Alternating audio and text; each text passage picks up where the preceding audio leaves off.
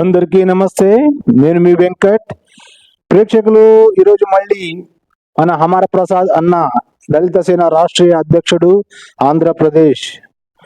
So ఈయనతో మాట్లాడుతున్న anchor TV anchor Shiva. ఇది 5వ భాగం. చూడండి, మీ అభిప్రాయాన్ని కామెంట్ రూపంలో తెలియజేయండి. ఒక టీవీ యాంకర్ అయినప్పటికీ ఎలా మాట్లాడాలో, ఎదుటి వారితో ఎలా మాట్లాడాలో మీరే వినండి. ఈయన యాంకర్లా అనిపిస్తున్నాడా లేదా పిచ్చి వాగుడు వాగే పిచ్చి మనిషిలా కనిపిస్తున్నాడా? మీరే చెప్పండి, సరేనా? సో ఇది 5వ భాగం, చూద్దాం ఏం జరుగుతుందో. ఫస్ట్ నా అయిపోవాలన్నది సీత గురించి ప్రవీణ్ సార్ గారు ఏదో మాట్లాడినాడు డిబేట్ లో. రాముడి గురించి మాట్లాడితే ఎవరినైనా మేము చీల్చి చెందాడతాం అని అన్నాడు.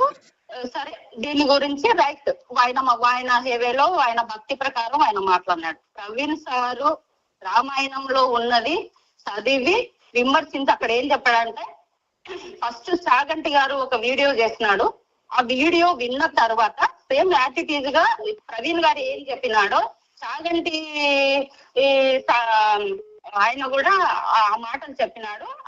అవి విన్న తర్వాత ప్రవీణ్ గారు ఏమన్నాడంటే, యాటిట్యూడ్ గా నేను ఆయన లాగా చెప్పలేను, నా వేలో నా సొంత లాంగ్వేజ్ లో నాకు వచ్చిన మాటలలో నేను చెప్తాను అన్నట్టు ఆయన తెలుగులో ట్రాన్స్లేషన్ చేసి చెప్పినాడు. ఆ మాటకు వస్తే మరి అదే మాటలు చాగంటి గారు కూడా అన్నాడు.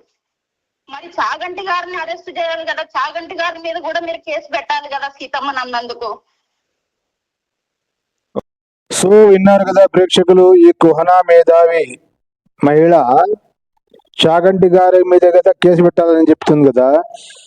ప్రవీణ్ పగడాల సీతమ్మ గురించి రాముడి గురించి మాట్లాడితే ఆయన మీద కేసు పెట్టారేమమ్మా? కేసు పెట్టలేదు కదా ఆయన మీద. వాడు వీడు అని అంటున్నాడు. మా దేవుడు తిట్టినప్పుడు, మా దేవుడికి గౌరవించినప్పుడు మేము వాడిని ఎందుకు గౌరవించాలన్నాడమ్మా? నువ్వు దీనికి కంపేర్ చేస్తావమ్మా? మీకు బుర్ర ఉంటుందేమమ్మా? మీకు ఏం మాట్లాడతారో మీకైనా తెలుస్తుందా?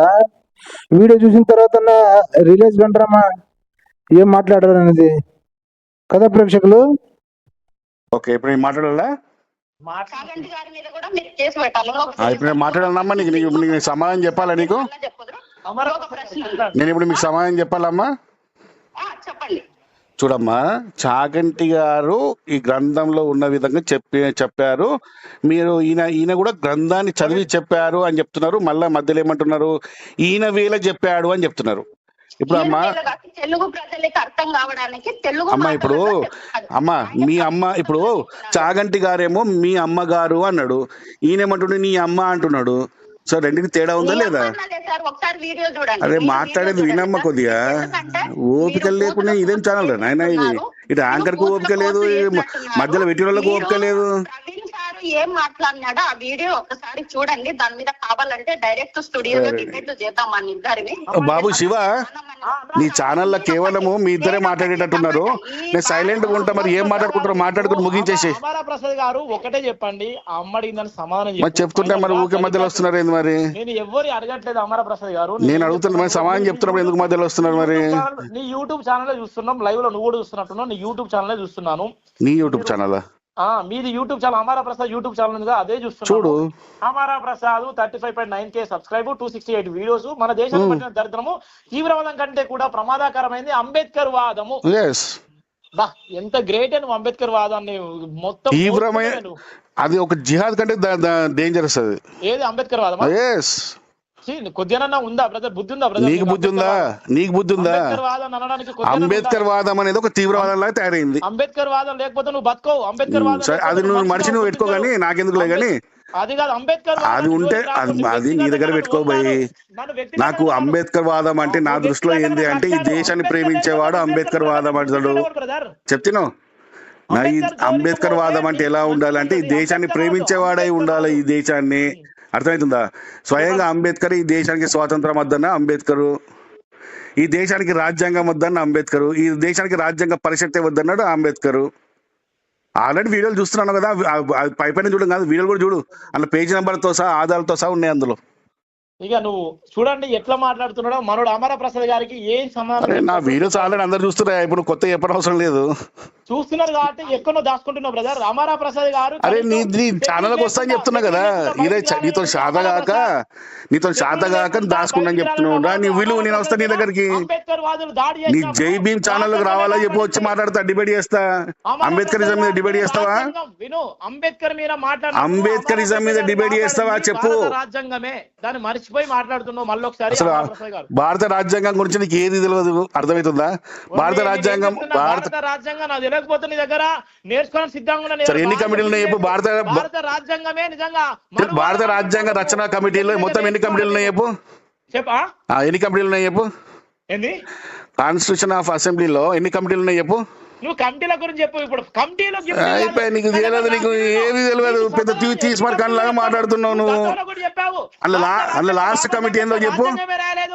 అసలు లాస్ట్ కమిటీ ఏందో చెప్పు.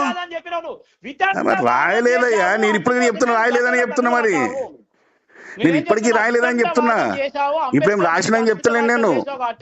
గతంలో నీ మీద దాడి జరిగింది బ్రదర్, వినండి. నా మీద దాడి అయిందా? ఎక్కడ దాడి అయింది?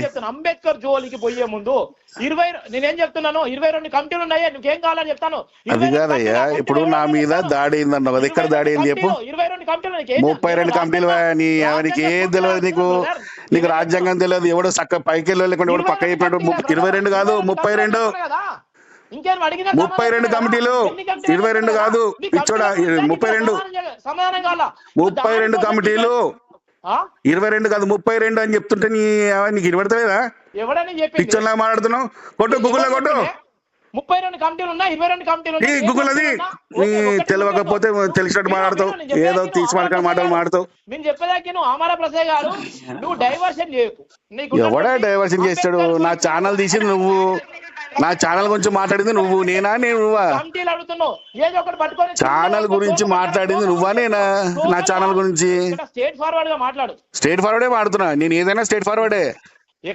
మీలాగా తిప్పి మాట్లాడా, మీలాగా నక్క చిత్తులు అంబేద్కర్ ఇష్యూలు మాట్లాడినట్టు నక్క చిత్తులుగా మాట్లాడా నేను. చూడు ఎన్ని మాట్లాడు. సర్వపాప పరిహోర రక్త ప్రక్షోర మామశకం తదు రక్తం పరమెత్తన పుణ్యదాన బలియోగం. పై శ్లోకాలు హిందూ గ్రంథాల్లో చూపిస్తే 10 లక్షల మంది బహుమతి పుత్రికట. చూపిస్తావా? ఈయన చెప్తాను. నువ్వు వేసిన ఛానల్, నీ ఛానల్లే. అదే మరి చూపిస్తావా? చూపిస్తే 10 లక్షలు ఇస్తా. బిఆర్ అంబేద్కర్ విషయం కక్కిందా అమరా ప్రసాద్? ఇక్కడ కుంభమేళ నాగసాధులపై విషయం కక్కిందా అమరా ప్రసాద్? పారిపోయాడు రెంజల్ రాయేష్. ఏది నిజం? ఫోన్ సంభాషణ విను, ఆ సంభాషణ విను. ఈ రెంజల్ రాజేష్ వాయిస్ వస్తుంది. బ్రదర్ నువ్వు చచ్చిపోతే రియల్ గా ఏ పద్ధతిలో చచ్చిపోతావు? హిందూ ధర్మంలో చచ్చిపోతావు, క్రైస్తవ పద్ధతిలో చచ్చిపోతావు, లేకపోతే బుద్ధిజం పద్ధతిలో చచ్చిపోతావు? నువ్వు అన్న చచ్చిపోతావు, నేను హిందూ ధర్మంలో చచ్చిపోతాను. నేను హిందూజం చచ్చిపోతా. మరి మీ పేరెంట్ చనిపోతే మరి క్రైస్తవ పద్ధతిలో ఎందుకు కరణం? మా పేరెంట్ అది మా తండ్రి, ఆయన ఒక క్రిస్టియన్ గా మారిండు. నేను పుట్టిన తర్వాత విను సమాధానం విను. పిక్చర్ ఉన్నాను, నువ్వేం యాంకర్ వాను. సో విన్నారు కదా ప్రేక్షకులు, ఈ యాంకర్ పైన మీ అభిప్రాయాన్ని కామెంట్ రూపంలో తెలియజేయండి. యాంకర్ అంటే ఇలా ఉంటాడా? ఇప్పుడు వాళ్ళు ఫోన్ చేసింది దేని విషయం గురించి? ప్రవీణ్ పగడాలని వాడు వీడనే సంబోధించి తప్ప తాగి చచ్చాడని, మీరు ఎందుకు అన్నారు, ఎందుకు పోస్ట్ పెట్టారని విషయం గురించి ఫోన్ చేశారు కదా. ఆ విషయం వదిలేసి ఎక్కడికో వెళ్ళిపోతున్నారు. వీళ్ళు జ్ఞానవంతుల అజ్ఞానుల, వీళ్ళు యాంకరా? ఆ అమ్మ స్త్రీ ఉంది కదా, ఆవిడ వాళ్ళ మేధావ్యా? మీరే అర్థం చేసుకోండి. మీ అభిప్రాయాన్ని కామెంట్ రూపంలో తెలియజేయండి. ప్రేక్షకులు, మరొక వీడియోతో కలుసుకుందాం. అప్పటి వరకు చెప్పండి, మన దేశాన్ని మనం ప్రేమిద్దాం, మన హిందూ సనాతన ధర్మాన్ని జయం చేద్దాం. అందరు చెప్పండి, జై హింద్, వందే మాతరం, భారత్ మాతా కీ జై.